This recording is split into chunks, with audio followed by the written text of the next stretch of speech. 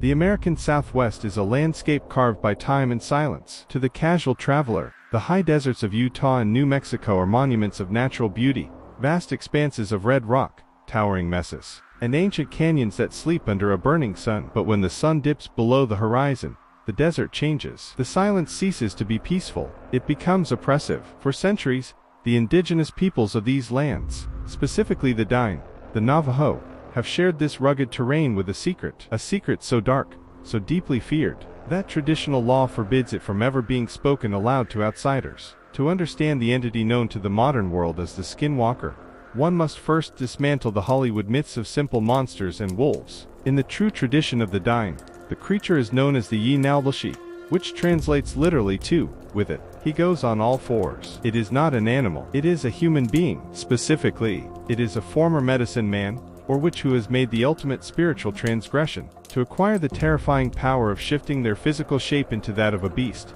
they must sacrifice the life of a blood relative.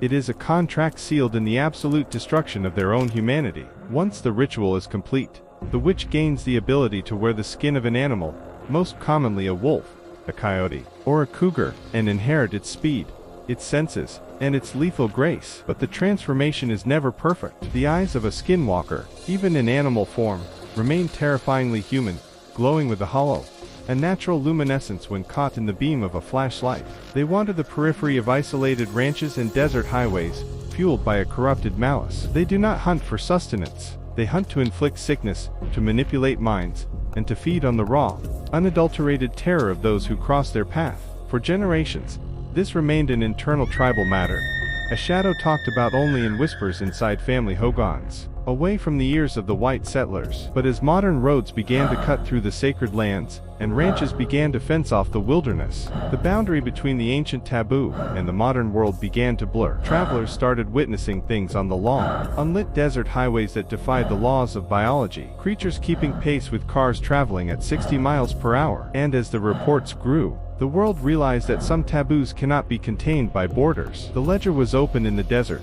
and the hunt had just begun. In the fall of 1983, the boundary between folklore and terrifying reality was breached on a desolate stretch of Route 163, cutting right through the Navajo Nation. Officer Marcus Vance, a 10-year veteran of the Highway Patrol, was working the graveyard shift. It was a route he knew blindly, a straight, hypnotic line of asphalt, where the only dangers usually involved sleeping drivers or stray cattle. But at 2:14 a.m., his radio died, replaced by the heavy hiss of static, and the temperature inside his cruiser plummeted. Glancing at his rearview mirror, Vance noticed a shadow pacing his vehicle. At first, he assumed it was a large feral dog running on the shoulder, but as he accelerated past 50 miles per hour, the shadow did not fall behind. It matched his speed effortlessly. When the creature finally moved into the weak glow of the taillights, Vance's blood ran cold. It wasn't running on 4 legs. It was sprinting upright on 2, matching a speed of 60 miles per hour.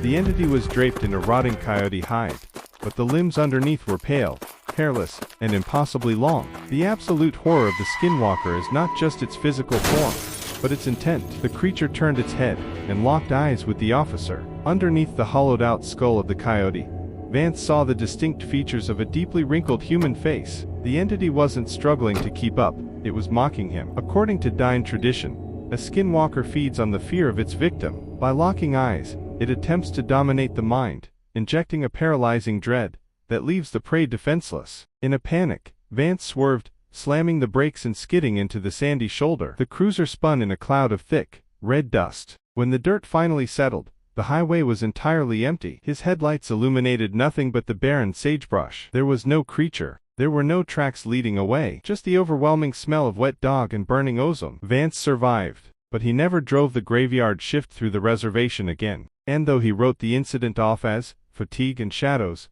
on his official report, he knew the terrifying truth. The desert belongs to the Yee Naaldlooshii. To comprehend the sheer terror of the Yee Naaldlooshii, one must understand that this is not a curse of circumstance. A man is not bitten under a full moon and transformed against his will. The path of the Skinwalker is a conscious, calculated descent into absolute evil. In traditional Navajo culture, a medicine man, a Hatii, spends a lifetime learning to harness the spiritual energy of the earth to heal, to protect, and to restore balance to his people. But where there is light, there is the temptation of the dark. Occasionally, A practitioner's heart is poisoned by greed, jealousy, or a thirst for vengeance. They take the sacred knowledge meant for healing and invert it. They practice the witchery way, but the universe demands a toll for such unnatural power. To finalize the initiation and gain the ability to wear the skin of a beast, the witch must prove they have severed all ties to human empathy. They must commit the ultimate transgression, the cold-blooded murder of a sibling, a child, or a deeply loved family member. This blood sacrifice is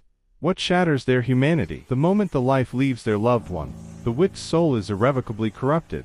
They are no longer recognized by the earth as a man, but as a parasite. They gain the ability to shape-shift, to run faster than a vehicle, and to mimic any human voice perfectly to lure victims out of their homes. But the power comes with an eternal, agonizing isolation. Once transformed, the Skinwalker does not seek to conquer or rule. Their existence becomes a miserable addiction to the suffering of others. They are known to climb onto the roofs of isolated hogans in the dead of night, using a dark magic known as corpse powder, a toxic dust, made from the ground bones of infants and grave dust. They drop this powder down the smoke hole of a chimney. Whoever breathes it in falls violently ill, their body slowly wasting away from a spiritual infection that modern medicine cannot detect, let alone cure. This is why the taboo exists. The dying believe that even speaking the name of the creature acts as a beacon, drawing their attention across the desert winds. To talk about them is to invite their gaze. They are drawn to fear like sharks to blood in the water. For decades,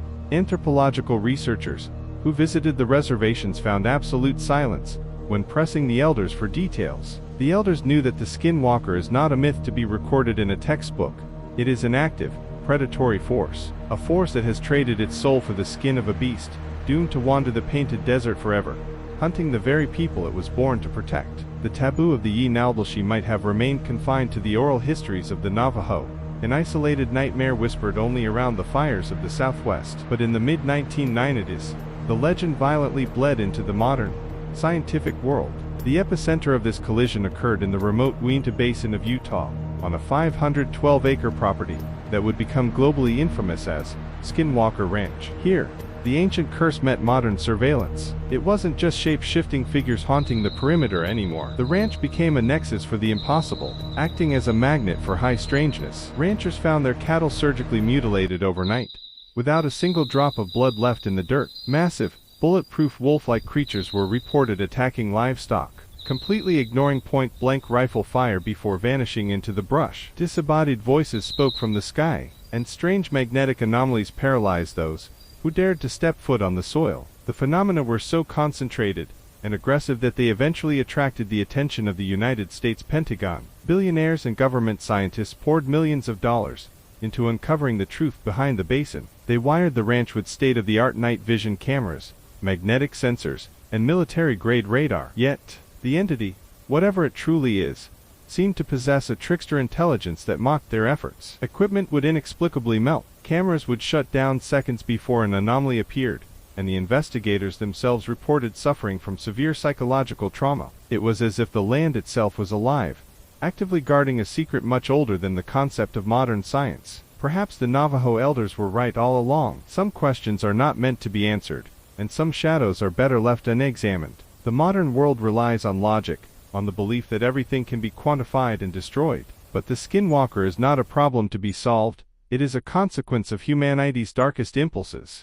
In the deep, silent expanses of the American West, the line between man and monster is still terrifyingly thin. And out there, in the dark, something is always waiting. This is the Lore Ledger. If you seek to uncover the darkest chapters of history and the legends that refuse to die, subscribe, and open the archive. Until next time, stay out of the dark.